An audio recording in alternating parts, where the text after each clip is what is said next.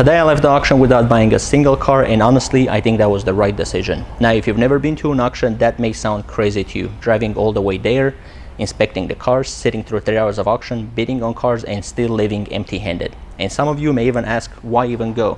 And I'm hoping by the end of this video you will all know exactly why.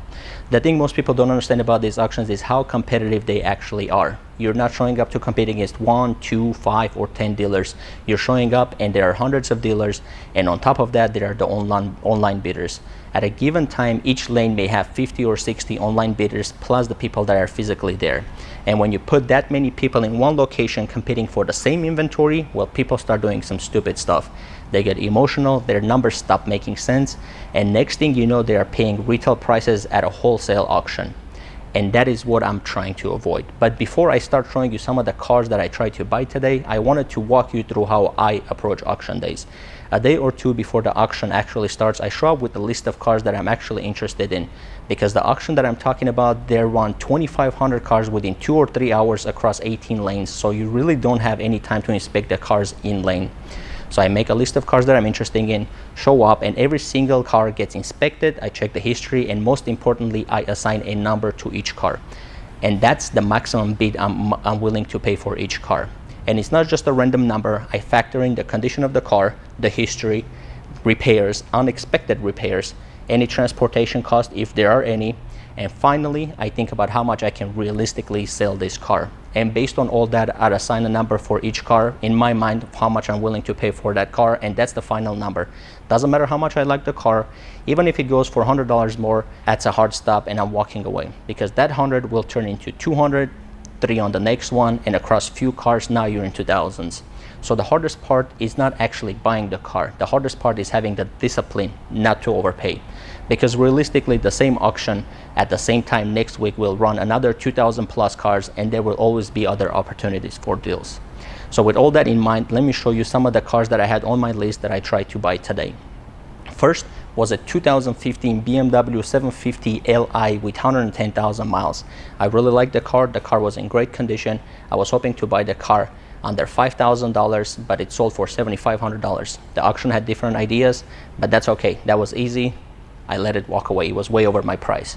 Next was a 2014 BMW 528i with only 48,000 miles. The car looked immaculate inside and out, but the miles don't tell the full story. And luckily I had inspected the car the day before, and there were some engine noises, and I could have easily missed that if I had waited to the auction day, because it gets really loud in there.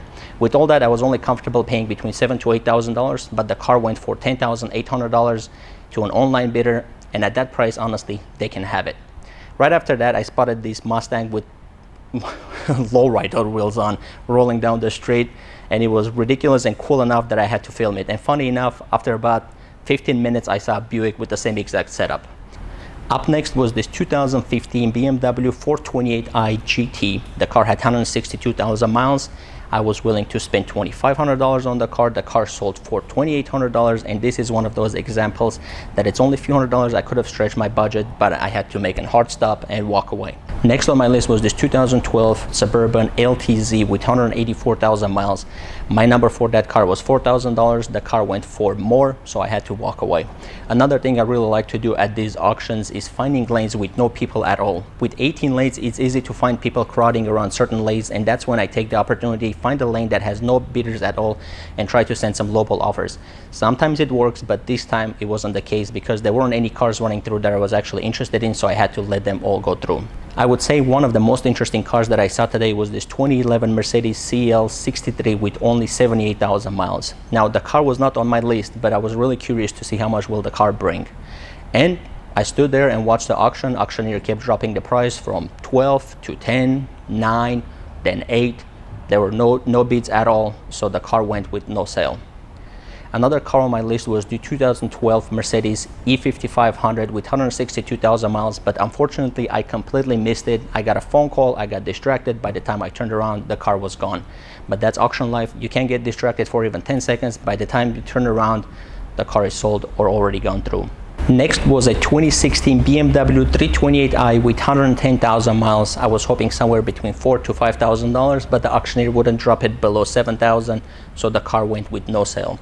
Right after that, I spotted another BMW 750 Li going through, but the car was smoking. I mean, really smoking. And even though the car was not on my list, since there were no other offers, I threw in $1,000. The auction started, it went to 11, then 12.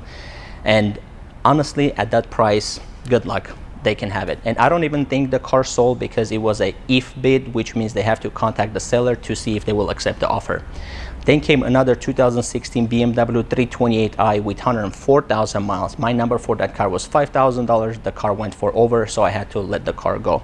And the same thing happened with the two other GMC Acadias that I looked at. Even though they were only a few $100s over what I was looking to pay, I had to stay disciplined and let the cars go. Speaking of disciplines and not making bad decisions, there was also a Nissan Sentra that was running that day. But that was my Nissan Sentra, and that was my bad decision that I made 2 or 3 weeks ago. When I bought the car, I thought it was in good condition, even though I know the cars are prone to CVT transmission issues. And guess what? My car had that issue, so it had to go back to the auction.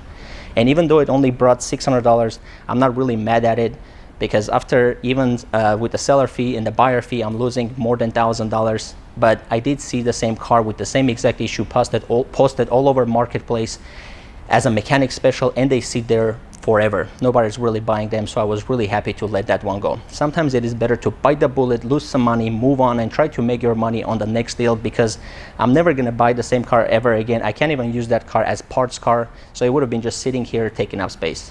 And finally, let's talk about the car that I actually really wanted, and the main reason why I was there today. Well, I didn't really want the car. My friend Rick, who is also my mechanic, he really wanted the car.